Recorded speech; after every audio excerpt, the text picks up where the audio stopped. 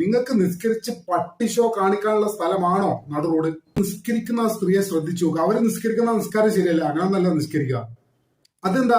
അത് ജീവിതത്തിൽ ഇന്നേവരെ നിസ്കരിച്ചിട്ടില്ല. ആദ്യമായിട്ടായിരിക്കും എനിക്ക് തോന്നുന്നു ഈ പ്രായത്തിനിടയ്ക്ക് ആദ്യമായിട്ടായിരിക്കും നിസ്കരിക്കുന്നത്.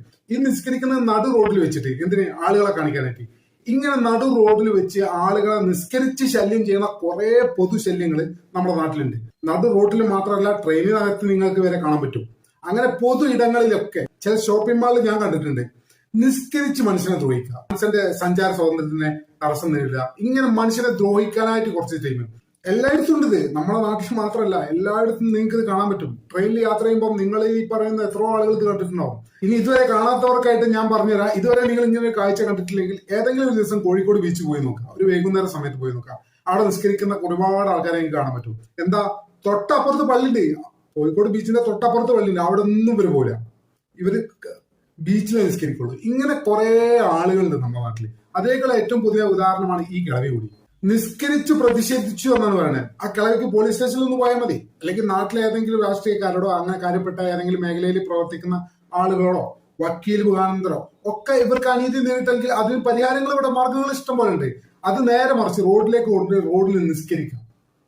എന്റെ അഭിപ്രായത്തിൽ ഇവരെ അവിടുന്ന് പിടിച്ചു മാറ്റേണ്ട കാര്യമില്ല. അവരെ ഇടിച്ച് തള്ളിയിടണമായിരുന്നു എന്നാണ് വ്യക്തിപരമായിട്ട് ഞാൻ ആഗ്രഹിക്കുന്നത്. അങ്ങനെ ആഗ്രഹിക്കുന്നത് ശരിയാണോ തെറ്റാണോ അത് വേറെ നമ്മൾ ചർച്ച ചെയ്യേണ്ട കാര്യമാണ്. പക്ഷെ ഇത്തരം സാഹചര്യത്തിൽ വെച്ച് നോക്കുമ്പോൾ ഇത് തന്നെയാണ് അതിന് ഉത്തരമുള്ള മാർഗം. കാരണം ഇവർക്ക് വന്ന് പട്ടി ഷോ കാണിക്കാനുള്ള സ്ഥലമല്ല PWD റോഡ് ഉണ്ടാക്കിയത്. ജനങ്ങളുടെ നികുതി പിരിച്ചുകൊണ്ട് ജനങ്ങളുടെ സൗകര്യത്തിനുണ്ടാക്കിയതാണ് റോഡ്.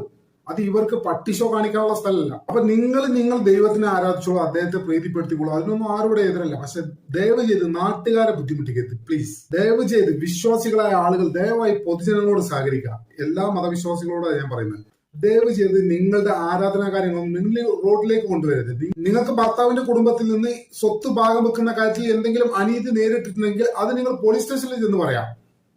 അല്ലെങ്കിൽ നിങ്ങൾ ആ നാട്ടിലെ ഏതെങ്കിലും ഒരു കാര്യപ്പെട്ട ആളെ കണ്ടിട്ട് അയാളോട് നിങ്ങൾക്ക് വിഷയം അവതരിപ്പിക്കാം. അല്ലെങ്കിൽ ഒരു വക്കീൽ മുഖാന്തരം നിങ്ങൾക്ക് ലീഗലായിട്ട് മൂവ് ചെയ്യാം. എത്ര മാർഗങ്ങളുണ്ട് ഈ നാട്ടിൽ.